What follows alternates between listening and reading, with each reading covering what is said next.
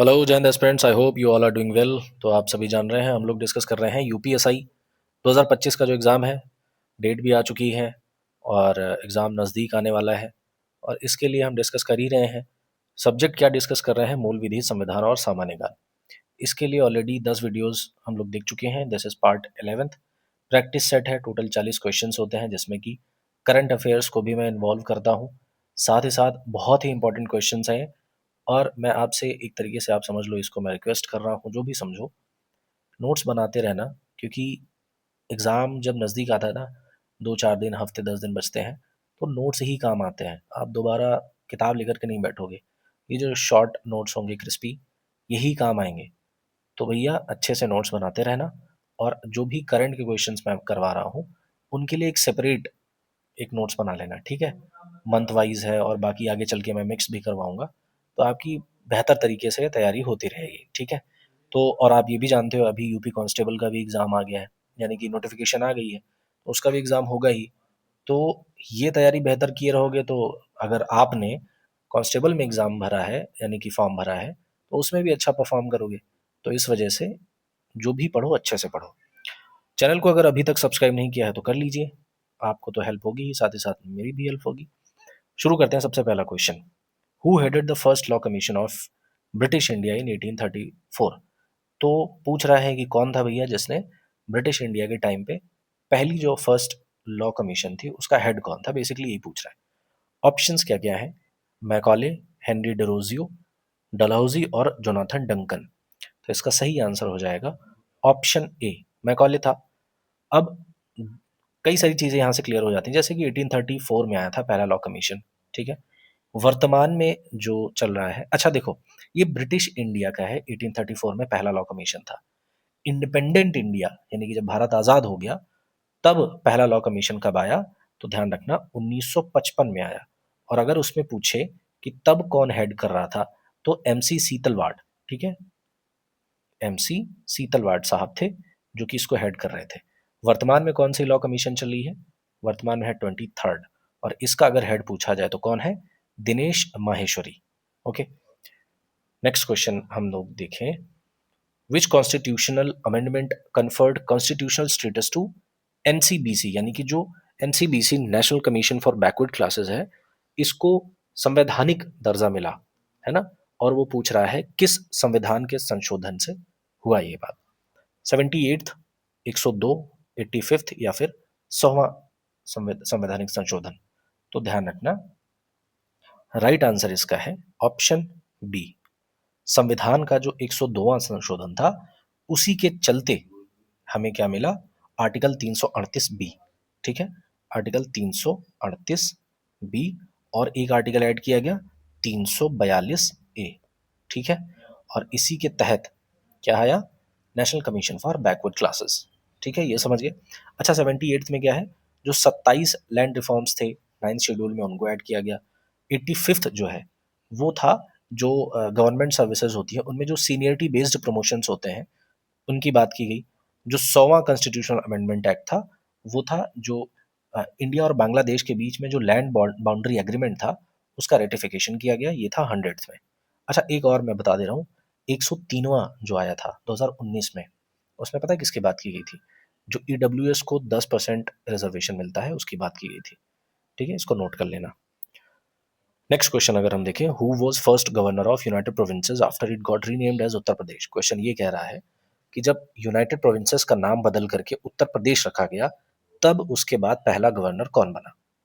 अच्छा, United provinces से UP बना ये 24 जनवरी 1950 को, ठीक है? 24 जनवरी 1950, और इसीलिए 24 जनवरी को मनाया जाता है यूपी दिवस, ठीक है?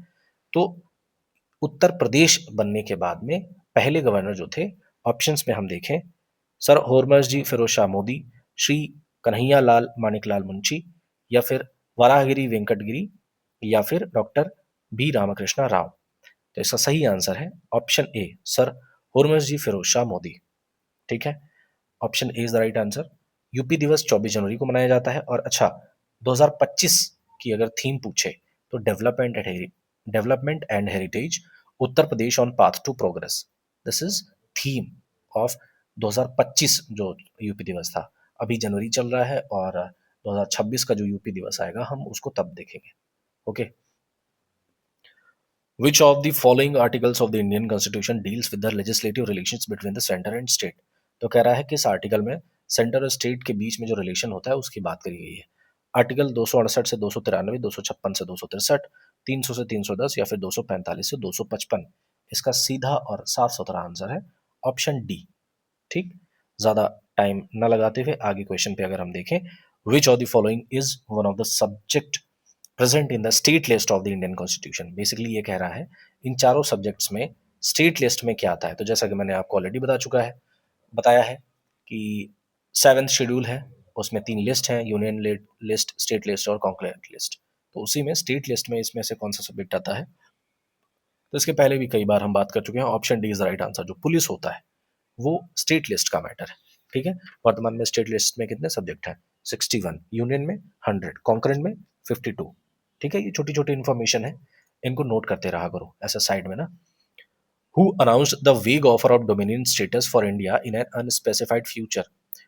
क्वेश्चन अगर ना समझ में आया हो, इसको ब्रेक करके आसान भाषा में मैं अगर बताऊं तो ऐसा कौन सा व्यक्ति था जिसने कहा कि देखो तुमको हम डोमिनियन स्टेटस देंगे।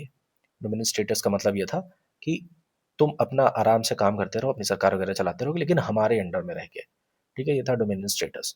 प्लस ये कहा कि हम तुमको डोमिनियन स्टेटस दे तो देंगे, पर ये नहीं पता कब देंगे, लेकिन दे देंगे, चिंता मत करो। ठीक है, ऐसा एक तरीके का लॉलीपॉप दिया गया। तो वही कह रहा है कि ये वेग ऑफर था ना, ऐसा नहीं कंफर्म था कि कब देंगे, बस बता दिया देंगे, भविष्य में देंगे, पता नहीं कब देंगे, पर देंगे। ऐसा किसने कहा था, रेडिंग, वेलिंगटन, इरविन या फिर विस्काउंट वेवल। तो ये जो वेग डोमिनेंट स्टेटस देने की बात करी थी वो करी थी इरविन ने। Option C is the right answer. ठीक है, इरविन का कार्यकाल कब से कब था, 1926 से 1931। ठीक है, ध्यान रखना। और इसी के शासनकाल के दौरान साइमन कमीशन आया था। ठीक है, साइमन कमीशन कब आया था, 1927 में इसका एस्टेब्लिशमेंट हुआ था। भारत में ये पहुंचा था 3 फरवरी 1928 को। ये डेट नोट कर लेना। अगला प्रश्न है, who determines the conditions of service of the chairman and other members of the union public service commission.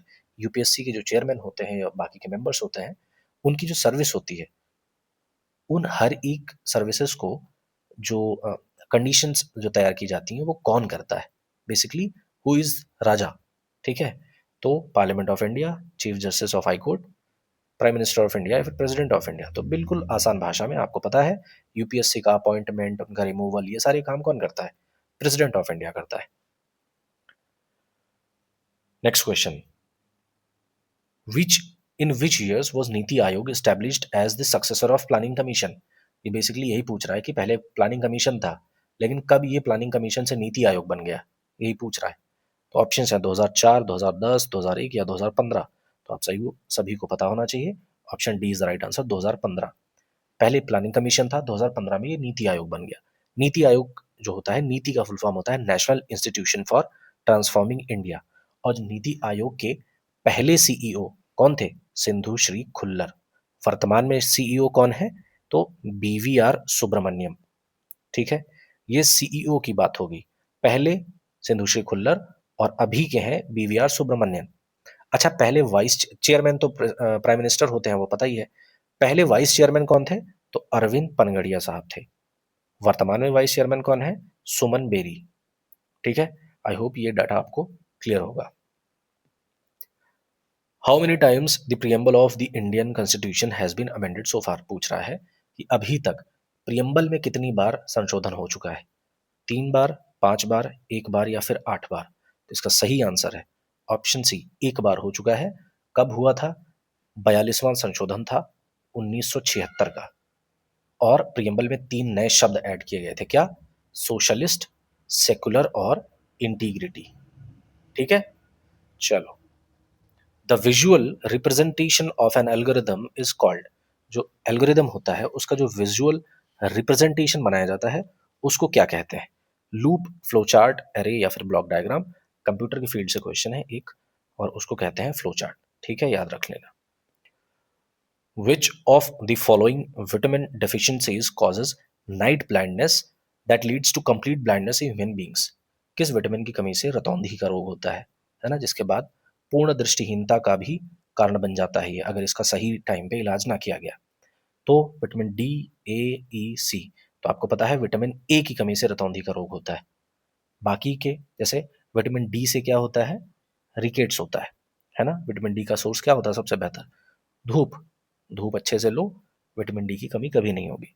B की वजह से वीकनेस होता है। अच्छा, सी स्कर्वी होता है।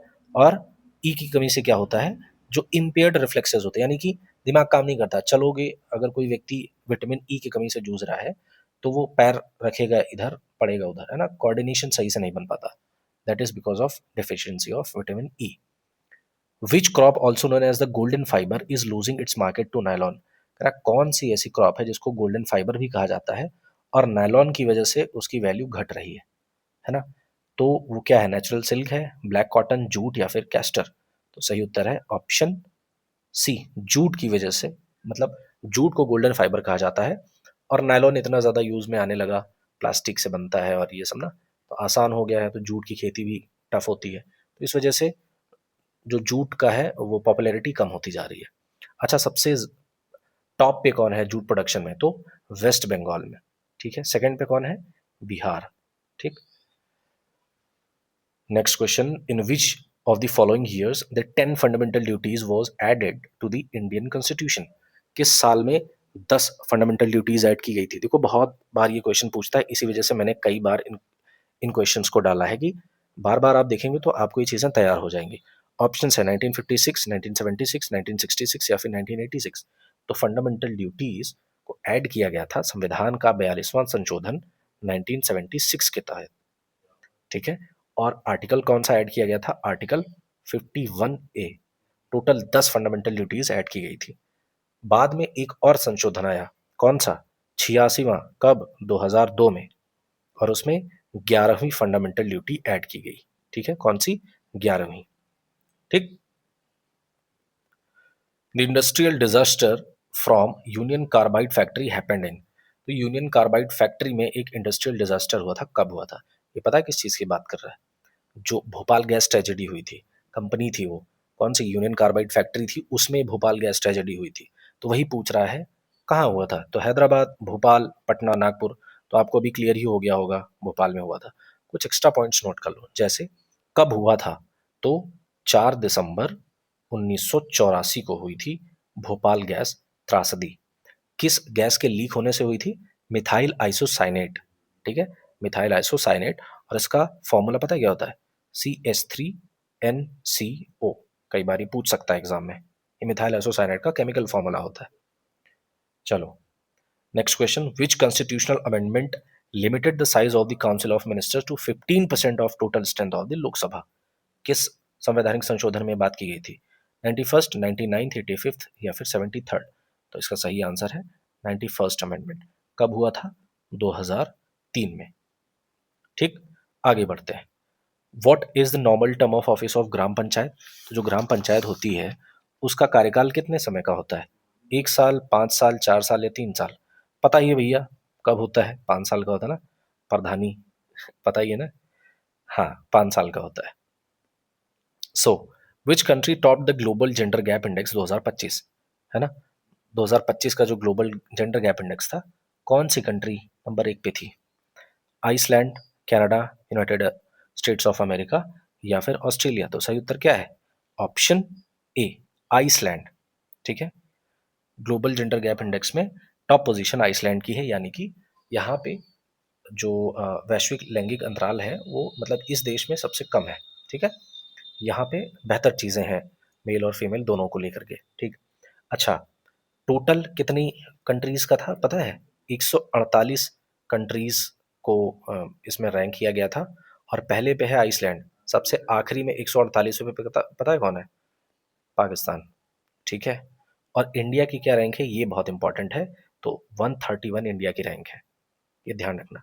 इनफैक्ट इंडिया से भी बेहतर पता है किसकी है, नेपाल की, भूटान की, श्रीलंका की। इंडिया से बेहतर पोजीशनिंग है, और इंडिया की रैंक अगेन 131 है, किसमें, ग्लोबल जेंडर गैप में। ठीक है।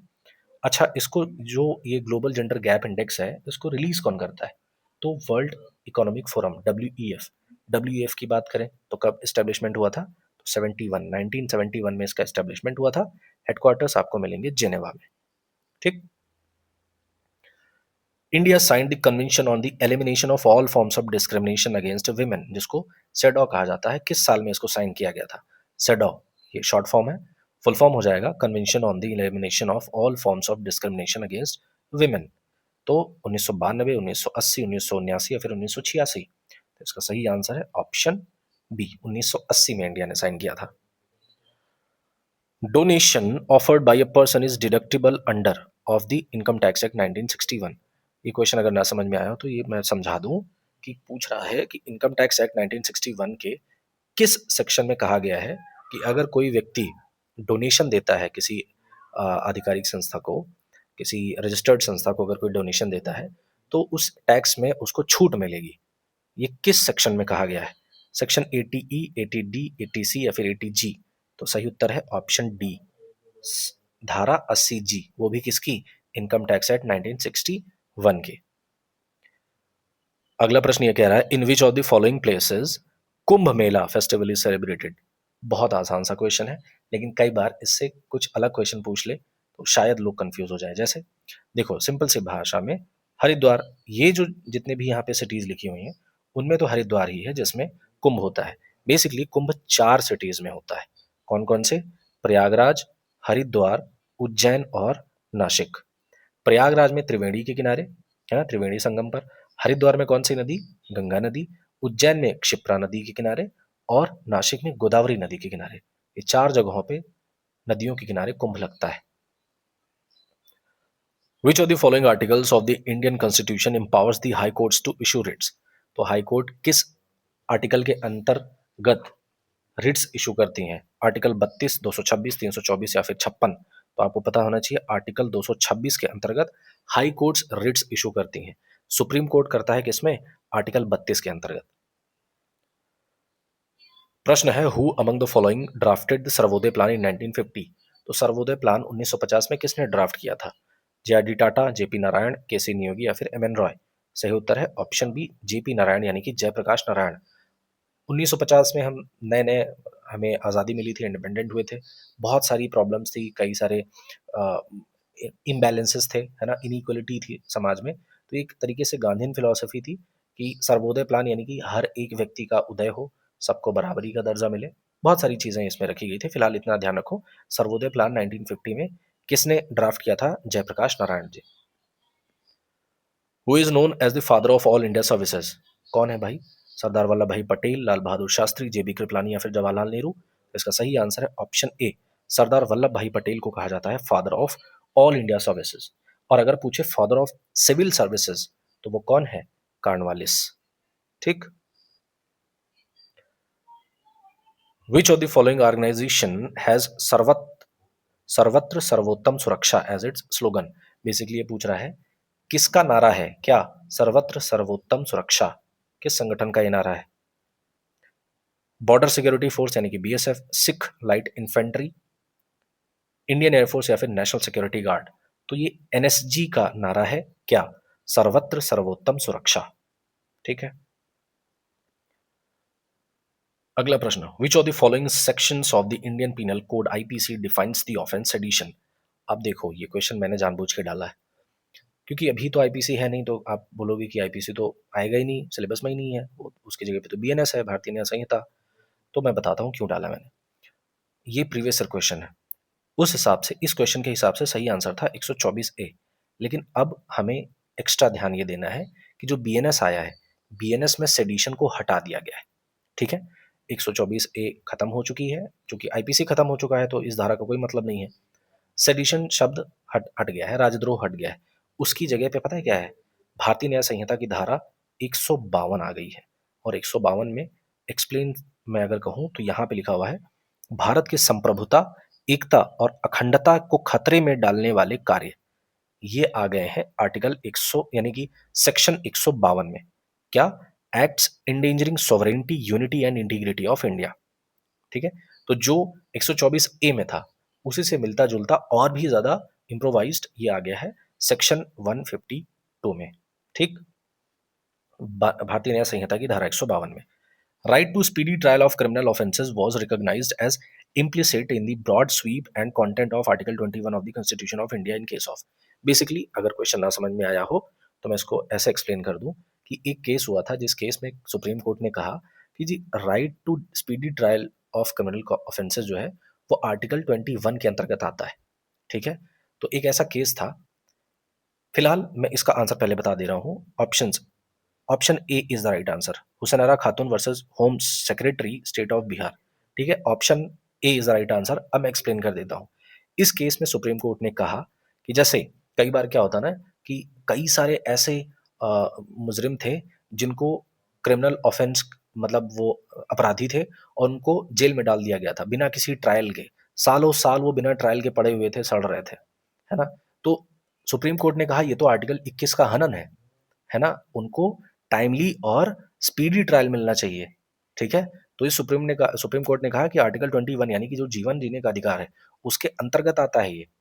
ठीक है, तो अगर कोई क्रिमिनल ऑफेंस कर रहा है, कोई अपराधी है, तो जल्दी से जल्दी उसका ट्रायल हो और उसको सजा दे, वो जेल में जाए।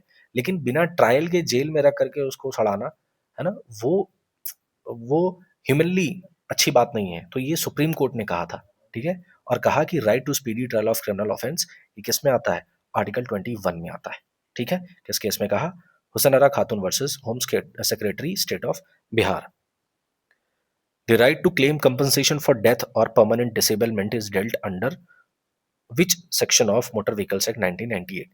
तो मोटर व्हीकल एक्ट 1998 के अंतर्गत जो एक राइट है कि अगर किसी का परमानेंट डिसेबलमेंट हो जाता है या उसकी डेथ हो जाती है तो उसको जो कंपनसेशन मिलेगा उसके बारे में बात करी गई है। किस धारा में, धारा 66, 3, 141 या 203। तो सही उत्तर है ऑप्शन सी, धारा 141।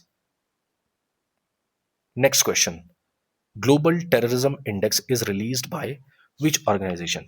कौन सा ऑर्गेनाइजेशन है जो ग्लोबल टेररिज्म इंडेक्स रिलीज करता है, Economic Intelligence Unit, United Nations Security Council, Amnesty International या फिर Institute of Economics and Peace. तो इसका सही आंसर है option D, Institute for Economics and Peace जो है ये ग्लोबल टेररिज्म इंडेक्स रिलीज करता है। 2025 का जो रिलीज हुआ उसमें नंबर 1 पे पता है कौन सा देश था, सबसे ज्यादा टेररिज्म कहाँ पे है, बुर्किना फासो। ठीक है, और दूसरे नंबर पे कौन पता है, पाकिस्तान। अच्छा, इंडिया की क्या पोजीशन है, तो इंडिया 14वें नंबर पे। ठीक, टोटल कितना 163। फिर भी हम बहुत ज़्यादा ऊंचे पायदान पर हैं। ठीक है, कोई अच्छी बात नहीं है, 14 पोजीशन जो है वो कोई अच्छी बात नहीं है। दूसरे पे नंबर पे पाकिस्तान है तो आप समझ सकते हो। ठीक, under the Public Liability Insurance Act 1991, the authorized official to verify the occurrence of an accident arising out of handling of hazardous substance is। Question अगर टफ लगा हो, ना समझ में आया हो तो आसान भाषा में मैं समझा दूं। ये कह रहा है कि मान लो किसी जिले में किसी हजार्डस सब्सटेंस को हैंडल करने में कोई लापरवाही हो जाती है और उससे कोई दुर्घटना हो जाती है ना। मान लो कोई जहरीली गैस है, उसका मिस हैंडल हो जाता है, प्रॉपरली उसको हैंडल ना किया गया, वो लीक हो गई, तो उसकी वजह से कोई एक्सीडेंट हो गया। अब इस एक्सीडेंट या जो पूरा इवेंट मतलब ये जो भी प्रॉब्लम क्रिएट हुई इसको वेरीफाई करना, इस पे जो चेकिंग का काम है वो कौन करता है, ऑथराइज्ड ऑफिशियल कौन होगा इस पूरे मामले को जांच करने के लिए। तो ये किस एक्ट के अंतर्गत आता है, बेसिकली ये भी ध्यान रखना। तो पब्लिक लायबिलिटी इंश्योरेंस एक्ट 1991 के अंतर्गत कौन इस चीज की जांच करेगा, पुलिस करेगा, डिस्ट्रिक्ट कलेक्टर करेगा, जज करेगा, पोल्यूशन कंट्रोल बोर्ड करेगा। तो ध्यान रखना डिस्ट्रिक्ट कलेक्टर के अंतर्गत आता है ये, यानी कि पब्लिक लायबिलिटी इंश्योरेंस एक्ट के अंतर्गत district collector is the person जो कि वेरीफाई करेगा अगर कोई भी ऐसी दुर्घटना हो जाती है जो कि इन्वॉल्व करती है किसी हैजार्डस सब्सटेंस या कोई मतलब जानलेवा या खतरे वाला कोई सब्सटेंस है, अगर वो हैंडल प्रॉपरली नहीं किया गया और वो लीक कर गया, तो इन सारे मामलों को चेक करने का जो अधिकार है वो डिस्ट्रिक्ट कलेक्टर के पास है। Which among the following is the smallest Lok Sabha constituency in the terms of number of electors in the country? किस मतलब इस देश में, हमारे भारत देश में सबसे छोटी लोकसभा कौन सी है इन टर्म्स ऑफ इलेक्टर्स, यानी कि जो वोट देने वाले लोग हैं सबसे कम, सबसे छोटी लोकसभा कौन सी है, लक्षद्वीप, लद्दाख, दमन एंड दीव या फिर चांदनी चौक। तो आपको पता होना चाहिए right answer is option A, Lakshadweep. ठीक है, ऑलमोस्ट लगभग शायद 42,000 के करीब वोटर्स हैं लक्षद्वीप में। अच्छा, अगर पूछे लार्जेस्ट, तो वो कौन सी कॉन्स्टिट्यूंसी है? तेलंगाना में है क्या, मल्काजगिरी। ठीक है, कहाँ पे? तेलंगाना में। Next question. अच्छा, आप कुछ करंट के क्वेश्चंस देख लेते ना, इनके नोट्स प्रॉपर्ली बना लेना। Recently India's first open air art wall museum was inaugurated by the Union Minister of State for Science and Technology. It is located in which of the following city? अच्छा देख लो, एक चीज ध्यान रखना, मैं जो भी करंट के क्वेश्चंस कराऊंगा उसमें ज्यादातर ऐसे क्वेश्चंस होंगे कि एक क्वेश्चन से आपके दो तीन चीजें तैयार हो जाएंगी। ठीक है, दो तीन करंट तैयार हो जाएंगे, तो अच्छे से बढ़िया से पढ़ लेना। ठीक है, तो अभी हाल ही में open air art wall museum उद्घाटन हुआ, कहाँ पे हुआ यही क्वेश्चन है। दिल्ली, चेन्नई, गोवा, जयपुर। तो राइट आंसर है ऑप्शन ए, न्यू दिल्ली में हुआ। कहाँ पे हुआ? मौसम भवन जो है वहाँ पे हुआ। और किस लिए किया गया? तो इंडियन मीटियोरोलॉजिकल डिपार्टमेंट, आईएमडी जो है, आईएमडी इंडियन मीटियोरोलॉजिकल डिपार्टमेंट, इसके पूरे हुए थे 150 साल, और इसी खुशी में हमने क्या किया, open air art wall museum का उद्घाटन किया। ठीक है, अब नेक्स्ट क्वेश्चन देखते हैं। नेक्स्ट क्वेश्चन है, which of the following became the first state legislative assembly in the country to be equipped with translator facilities? यानी कि निम्नलिखित में से कौन सा राज्य देश की पहली राज्य विधानसभा बना जिसमें अनुवादक की सुविधा उपलब्ध कराई गई, है ना? तो उत्तर प्रदेश, राजस्थान, मध्य प्रदेश या फिर केरला। तो सही आंसर है ऑप्शन ए, उत्तर प्रदेश में अनुवादक की सुविधा उपलब्ध कराई गई। अच्छा, कौन कौन सी लैंग्वेजेस? अवधी, ध्यान रखना ये लैंग्वेज भी पूछ सकता है। अवधी, ब्रज, भोजपुरी, बुंदेलखंडी और इंग्लिश। तो ए ट्रिपल बी ई, है ना, इसको वैसे ऐसे याद रख लेना। मेन आपके लिए ये है कि कौन सा प्रदेश है जहां पे ये हुआ, तो उत्तर प्रदेश। ठीक है, next question. Komodo 2025 military exercise was recently seen in the news with its reference consider the following statements. तो 2025 में कोमोडो मिलिट्री एक्सरसाइज हुई। ठीक है, उससे रिलेटेड कुछ सेंटेंसेस लिखे हुए हैं, फिर पूछेगा कौन सा इसमें से सही है। पहला, it is a multilateral naval exercise, the 2025 exercise was held in Sri Lanka. अब इनमें से पूछ रहा है कौन सा सही है। तो पहला देखें, it is a multilateral naval exercise, बिल्कुल सही है। ये एक बहुपक्षीय नौसेना अभ्यास है, बिल्कुल सही। इस 2025 का जो एडिशन था, इसका होस्ट कौन था? श्रीलंका। ये गलत है। क्यों? क्योंकि इसका होस्ट श्रीलंका नहीं था, इंडोनेशिया था। ठीक है, इंडोनेशिया की नेवी जो थी उसने होस्ट किया था। तो उस हिसाब से इसमें से कौन सा करेक्ट है? Option A is the right answer, only one. ठीक, अगला प्रश्न है, a book title the new icon Savarkar and the facts was recently seen in the news, it has been written by. किसने लिखा है इस बुक को? बुक का नाम है the new icon Savarkar and the facts. Arnab Goswami, Arun Shourie, Subramanian Swamy या फिर सलमान हैदर। तो इसका सही आंसर है option B, Arun Shourie. Next question. Recently, the Union Minister of Civil Aviation, Shri Ram Mohan Naidu, launched the Electronic Personal License (EPL) for pilots. With this advancement, India becomes which country after China globally to implement this advanced system? इस particular question से आपके दो तीन current तैयार होंगे। पहला कि ministry of civil aviation ने क्या शुरू किया? इलेक्ट्रॉनिक पर्सनल लाइसेंस, यानी कि ईपीएल, जो पायलट्स हैं उनके लिए डिजिटल लाइसेंस की सुविधा शुरू करी। ठीक है, एक तो ये हो गया। दूसरा कि ऐसा करने वाला पहला देश कौन सा है? तो वो चाइना है। अब पूछा कि इंडिया की क्या रैंक है, मतलब ऐसा करने वाला इंडिया कौन सा देश बना? पहला देश, दूसरा देश, तीसरा या चौथा? तो पहला आपको पता ही है चाइना है, दूसरा देश बना है भारत। यानी कि भारत में जो पायलट्स हैं उनका जो लाइसेंस है, इलेक्ट्रॉनिक पर्सनल लाइसेंस रिलीज किया गया, यानी कि उनके लिए डिजिटल लाइसेंस की व्यवस्था करी गई। ठीक है, चलो नेक्स्ट क्वेश्चन। अच्छा, इस टाइप के क्वेश्चन मुझे बहुत पसंद होते हैं, मालूम है क्यों? क्योंकि इसमें एक गलत होगा और उसको फाइंड आउट करके बाकी के चार क्वेश्चन हमारे अच्छे से तैयार हो जाएंगे। चारों करंट अफेयर के क्वेश्चन होंगे, है ना? तो पूछ रहा है इनमें से कौन सा गलत है। V Anantha Nageswaran is India's chief economic adviser, तो बिल्कुल सही बात है, एक ये तैयार हो गया पॉइंट आपका। G Kamalini is the youngest debutante in women premier league history, बिल्कुल सही बात है। जी कमलिनी जो है विमेन प्रीमियर लीग में सबसे यंग डेब्यूटेंट है। ठीक है, ये भी सही है। Dora Babu Doparthi has been appointed as the SBI Life Deputy chief executive officer, है ना। डेप्यूटी सीईओ एसबीआई लाइफ का बनाया गया किसको, दोरा बाबू दपार्टी का, तो बिल्कुल ये भी सही है। तीसरा अगर देखें यानी कि C, Tuhin Kanta Pandey has been appointed as the chairman of FICCI, ये गलत है, फिक्की के नहीं सेबी के बनाएंगे, ठीक है, SEBI, सेबी। तो हमारे 4 क्वेश्चंस तैयार हो गए कि वी अनंत नागेश्वरन इंडिया के चीफ इकोनॉमिक एडवाइजर हैं, जी कमलिनी भारत की youngest women premiere league history में, यानी कि WPL चाहे भारत की हो या विश्व की हो, उसमें यंगेस्ट डेब्यूटेंट हैं ये जी कमलिनी। तो इन कांत पांडे को अपॉइंट किया गया सेबी का चेयरमैन, और दोरा बाबू द पार्टी को SBI लाइफ का डेप्यूटी सीईओ बनाया गया। ठीक है, 4 क्वेश्चन आपके क्लियर हो गए। अगला question, recently the Prime Minister Narendra Modi has become the first Indian to be awarded the highest civilian honor, Grand Commander of the Order of the Star and Key of the Indian Ocean। ठीक है, यहां से इतना लंबा ये award का नाम है। This is the highest civilian honour of which country, किस देश का है ये। इसमें से देखो 2-3 क्वेश्चन तैयार हुए, कैसे, पहला कि पहले इंडियन कौन है, तो मोदी जी हैं। फिर उनको कौन सा अवार्ड दिया गया, तो grand commander of the order of the star and की ऑफ द इंडियन ओशन।